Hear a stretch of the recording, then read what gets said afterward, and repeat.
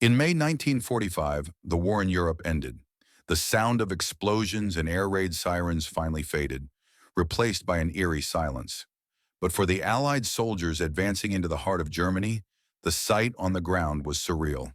On airfields hidden in forests, lined up along highways, and parked inside ruined factories were thousands of the most advanced warplanes ever built. Silent, abandoned. The feared Luftwaffe, which had once darkened the skies over Europe, was now a massive, scattered junkyard. We're talking about more than 10,000 aircraft, from the legendary Messerschmitts to the revolutionary jet fighters that could have changed the course of the war. What the Allies did next was not just a cleanup operation, it was two things at once. A desperate, high-stakes treasure hunt for secrets that would define the future, and one of the largest bonfires in history. This is the story of what really happened to Hitler's abandoned air force. First, you have to understand the scale and variety of what the Allies found. It wasn't just 10,000 identical planes. The abandoned Luftwaffe was a mix of old workhorses and futuristic nightmares. On one hand, you had thousands of piston-engine fighters, the Messerschmitt Bf-109 and the Focke-Wulf Fw-190. These were the backbone of the Luftwaffe. Tough, deadly, and now completely useless. They were everywhere, some in perfect condition, their pilots having just walked away, others riddled with bullet holes from their final dogfights. But then there was the treasure, the reason Allied commanders were sending out special teams before the ink on the surrender documents was even dry. We're talking about Hitler's Wunderwaffen, the wonder weapons. The crown jewel was the Messerschmitt Me-262 Schwalbe, the world's first operational jet fighter. This thing was a ghost. It was 120 miles per hour faster than any Allied fighter. It didn't have a propeller. It was powered by two futuristic jet engines slung under its swept wings. For an Allied pilot in a Mustang or Spitfire, seeing an Me-262 for the first time was like seeing a spaceship. It just shouldn't have existed in 1945. Then there was the Heinkel He 162 Volksjäger, or People's Fighter. A tiny cheap jet fighter made mostly of wood, designed to be flown by teenagers with minimal training, a desperate last-ditch weapon. And the most terrifying of all, the Messerschmitt Me 163 Comet, a rocket-powered interceptor. Not a jet, a rocket. This tiny plane would shoot vertically into the sky at over 600 miles per hour, faster than a bullet. It had enough fuel for about 8 minutes of powered flight, but in those 8 minutes it was untouchable. It was also a flying death trap, running on two chemicals that would literally dissolve the pilot if they mixed incorrectly. Add to this the Arado R-234 Blitz, the world's first jet bomber, and dozens of other bizarre experimental aircraft, and you have a technological goldmine just sitting there for the taking. The Cold War hadn't officially started yet, but everyone knew what was coming. The race was on between the Americans, the British, and the Soviets to grab this technology before the others could. This led to two very different fates for Germany's abandoned planes. Let's start with the treasure hunt. The Americans launched a top-secret mission called Operation Lusty, which stood for Luftwaffe Secret Technology. A team of pilots and engineers, led by a colonel named Harold Watson, was sent into the chaos of collapsing Germany. Their job, find the most advanced German aircraft, get them working, and fly them out before anyone else could get their hands on them. Imagine the scene. These guys were driving through areas where fighting was still going on, following rumors from captured German officers. They found Me-262S hidden deep in forests, covered with branches. They found them in underground factories carved into mountains. They found an entire airfield with dozens of jets, but no fuel and no pilots. So what did they do? They found German test pilots and convinced them to help. They used German fuel, German mechanics, and German runways to get these alien aircraft into the air. One of the most famous American test pilots, Chuck Yeager, the man who would later break the sound barrier, flew captured German jets and was blown away by their performance.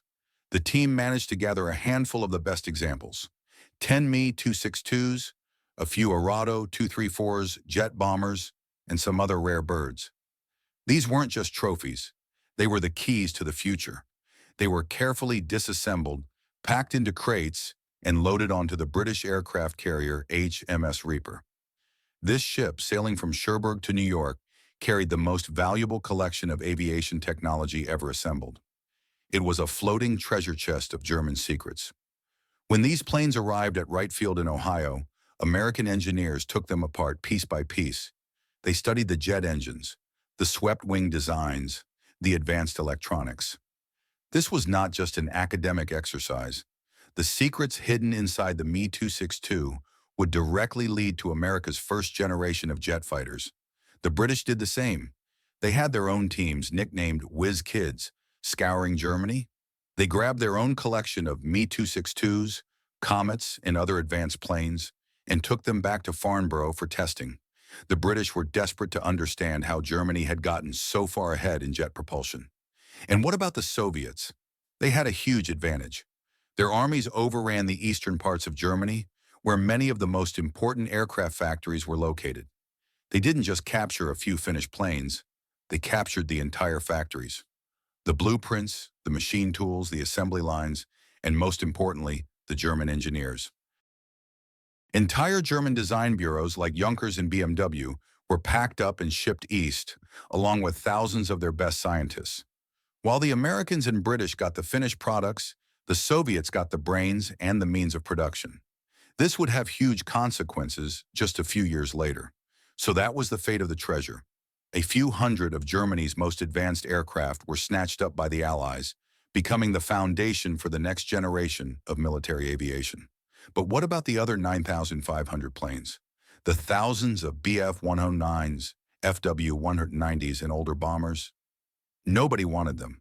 They were yesterday's technology. They were just in the way.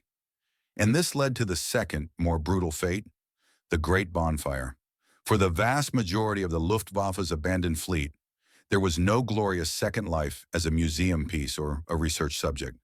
Their fate was quick and violent. Allied troops had a simple directive: clear the airfields. And the fastest way to do that was with bulldozers and fire. Across Germany, incredible scenes of destruction unfolded.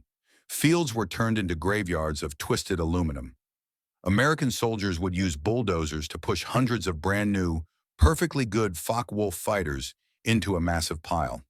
Then they'd douse it with gasoline and throw a match. Imagine watching a mountain of warplanes, worth millions of dollars just weeks earlier, go up in a roaring inferno. In other places, they were simply scrapped. The aluminum that had been forged into the wings of a Messerschmitt was melted down to make pots, pans, and building materials for the reconstruction of Europe. The planes that had been sent to destroy cities were now being used to rebuild them. The irony was thick. For soldiers on the ground, it was a strange kind of release. They had spent years fighting and fearing these aircraft. Now they were destroying them with casual efficiency. There are photos of G as posing triumphantly on piles of crushed FW-190s, smiling as a Bf-109 burns behind them. There was no thought of historical preservation. In 1945, nobody was thinking, this will be valuable in a museum one day. These planes were symbols of a defeated enemy, and they were clutter. Destroying them was part of the process of winning the war. So what was the ultimate legacy of this two-pronged approach? The treasure hunt directly fueled the Cold War arms race. The German secrets didn't stay secret for long. American engineers, using the data from the Me-262's swept wings, designed the legendary F-86 Sabre. At the same time, Soviet engineers, using captured German scientists and research, designed the equally legendary MiG-15. Just 5 years after the end of World War II, over the skies of Korea, American F-86 Sabres were fighting Soviet MiG-15s in the world's first large-scale jet versus jet dogfights. Both planes were direct descendants of the abandoned German jets found in 1945. The ghost of the Me-262 was now fighting itself in a new war. The treasure hunt had given both sides the same deadly advantage. As for the bonfire, it means that aircraft that were once produced in the thousands are now incredibly rare. While a few dozen Me-262s were saved for research, very few common fighters like the Bf-109 and FW-190 were deliberately preserved by the Allies. Most of the ones that exist in museums today are survivors that were captured earlier in the war or recovered from crash sites decades later. Today, you can see the results of this split personality in museums around the world. The Smithsonian's National Air and Space Museum in Washington, D.C., has an amazing collection of captured German aircraft, including an ME-262, an Arado 234, and the Heinkel HE-162, all treasures from Operation Lusty. The RAF Museum in London has its own collection, as does the Deutsches Museum in Munich. These surviving planes are the lucky few. For every jet fighter that was carefully crated and shipped across the Atlantic, 100 others were crushed by bulldozers or consumed by fire. So what really happened to the Luftwaffe's 10,000 abandoned planes? They met two fates. They were either treated as priceless treasure, the keys to unlocking the future of flight, or they were treated as worthless trash, a mess to be cleaned up as quickly and violently as possible. The end of the Luftwaffe wasn't just the end of an air force. It was the explosive birth of the jet age and the Cold War.